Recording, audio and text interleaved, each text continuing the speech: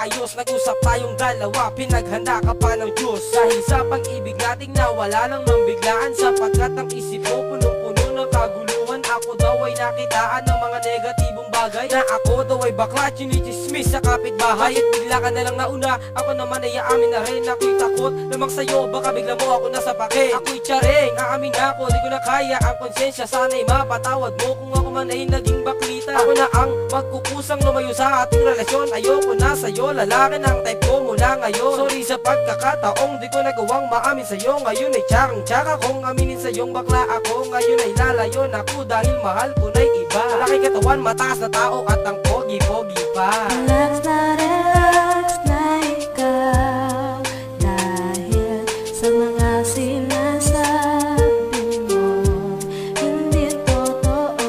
Muntik na kong magdikte, dahil nang malaman kong bakla ka, inaamin mo. Pulang-pula ang mukha ko nang ako sa'yo'y lumapit. Bigla mo kung tinanong bakla ka, sabi ko oo, bakit? Halos tumuwad na nga, yayariin pang padapa. Yun ang gustong posisyon, para wala daw kawala. Pagkabakla ay nabuo, bading na ang hinala. Tama ang natuklasan mo at hindi yun nakahaka, na meron akong iba, sana intindi mo yun. Alam kong di ka maniniwala, bakla na ako ngayon. At sa panahon ngayon, ako'y nagdadalaga na. Gusto ko sa dilim at ayokong kasama ka, bruhak at maldita, kaya hindi kita hahalikan. Hanap ko'y machong lalaki at malaki ang katawan. Ngayong dalaga na nga, ay tanggapin mo na lang maluwag. Nagpalaki na ako ng dibdib, nagparitoke na rin ang bayag. Hoy pangit, wag kang tututol sa kantanglaan sa'yo, at baka tatandaan ako ang papatay sa'yo.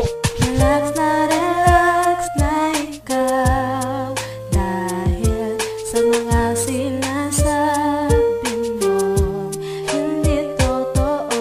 Muntik na kong magdikte, dahil nang malaman kong bakla ka, inaamin mo. Pasensya ka na kung ako ay isang bading. Ang gusto ko sa lalaki yung macho at may dating. At napuna ako ng aking mga barkada, sa kinis ko pa lamang ay parang ng dalagita. Nang nakita ko siya, bigla akong napakaway, at nalaman ng iba ang dating utapang bumigay. Nang makita mo ang tibak pantiliner kong suot, sa pagkebot at mga lakad dun mo na lamang maharot. Kung may liwanag ang pag-ibig mo sa akin tumidilim, dahil sa mga itinatago ko sa iyo na lihim, na agad mo din nalaman sa kilos ko ay nakita, na ako'y di barong-bano kundi tulad mo ding maldita. Bumuho ang iyong pangarap at lagi kang tulala, habang sa panlalalaki ako ay sawang-sawa. Kaya sana gagawa ko dahil wag ka nang magtaka, dahil sa alam mo nang ako sa iyo mas maganda. Relax na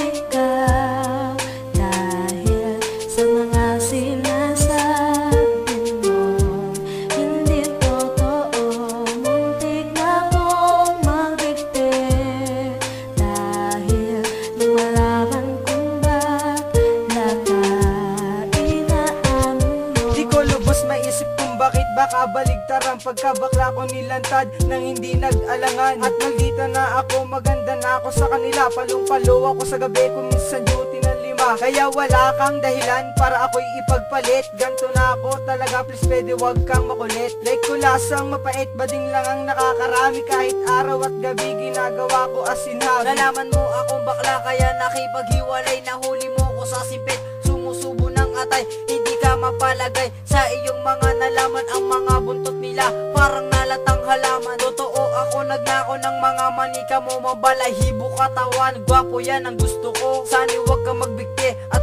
huminahon ka, mahal kita. Sana kung naging lalaki ka. Di mo pa ba halata?